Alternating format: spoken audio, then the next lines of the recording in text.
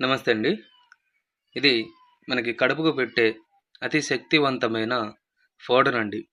ఈ పౌడర్ వచ్చేసి మనము అన్నంలో, చికెన్‌లో, మటన్‌లో, స్వీట్‌లో, జ్యూస్‌లో ఆ విధంగా మనం తాగే వాటిలో ఒక్కసారి పెడితే కేవలం 24 గంటల నుంచి 3 రోజుల్లోనే మన చెప్పు చేతుల్లోకి వచ్చేస్తారండి.